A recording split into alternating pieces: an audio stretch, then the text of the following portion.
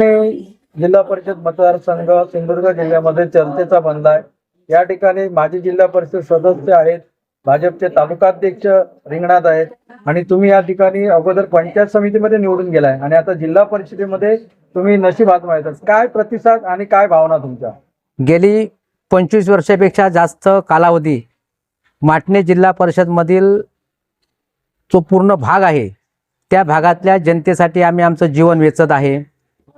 दिवस रात्रीचा कधीही विचार केला नाही, गरीब श्रीमंतीचा विचार केला नाही, जमिनीचा दलाली सुद्धा ह्या भागातली कधी आम्ही केली नाही। मात्र इथली जी कष्टकरी प्रामाणिक जनता आहे त्या जनतेच्या सुखदुःखामध्ये आम्ही सतत राहिलेलो आहोत।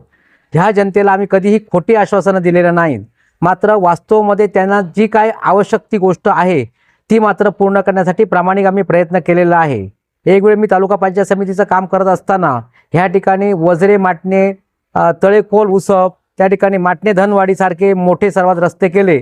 माटणेच्या संपूर्ण मतदारसंघामध्ये सुद्धा विंधन विहिरी खोदून त्या ठिकाणी पाण्याची व्यवस्था केलेली होती।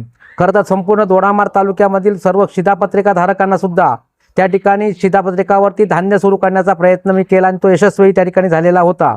आज अपंगांना पेन्शनच्या योजना असतील, विधवांना असतील, वृद्धांना असतील, तेही सुद्धा आम्ही करत आहोत।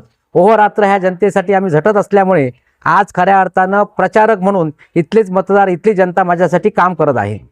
या ठिकाणी ज्वलंत प्रश्न म्हणजे पाण्याचा, तो पाणी प्रश्न गेली 20-25 वर्ष या ठिकाणी सुटलेला नाही।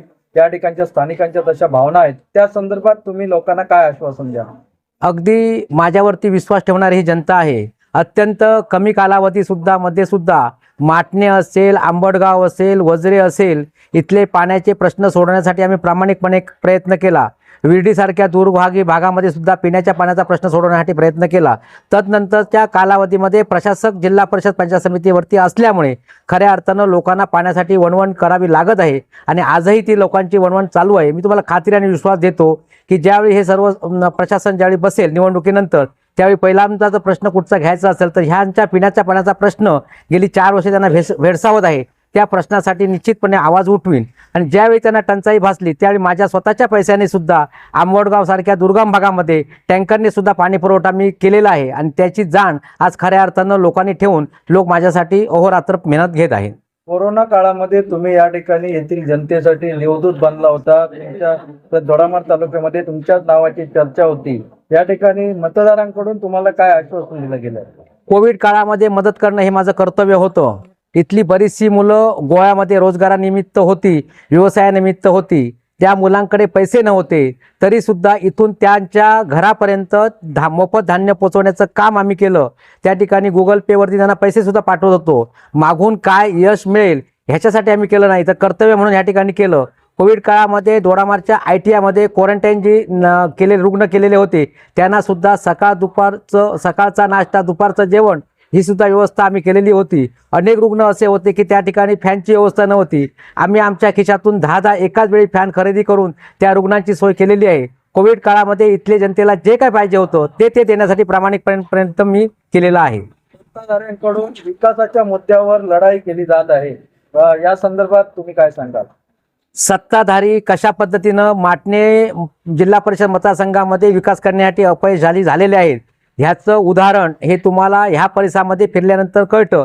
ह्या ठिकाणी शेतीला पाणी नाही, पिण्याला पाणी नाही, अंतर्गत रस्ते नाही, स्ट्रीट लाईन नाही, रोजगार नाही, आरोग्याची कुठच्याही सुविधा नाही। त्यामुळे विकासाच्या डांगोरा ह्या लोकांनी अजिबात पिटू नये। ह्या लोकांनी फक्त इथल्या गोरगरीब जनतेला 1000-500 रुपयाची नोट दिली आणि मतं विकत घेतली आणि देशोधडीला लावण्याचं काम खऱ्या अर्थानं सत्ताधाऱ्यांनी केलेलं आहे आणि ह्याचा वचपा खऱ्या अर्थानं स्वाभिमान असणाऱ्या माटणे पंचक्रोशीची जनता काढल्याशिवाय राहणार नाही। या ठिकाणी धनशक्तीचा वापर मोठ्या प्रमाणात केला जाण्याची शक्यता आहे, त्याला आपण कसं तोंड द्या? धनशक्तीचा कितीही जरी वापर केला तरी मला खात्री आणि विश्वास आहे माटणे असेल, आंबडगाव असेल, विर्डी, तळेखोल हा संपूर्ण जो भाग आहे तो भाग हे विकत घेऊ शकत नाही।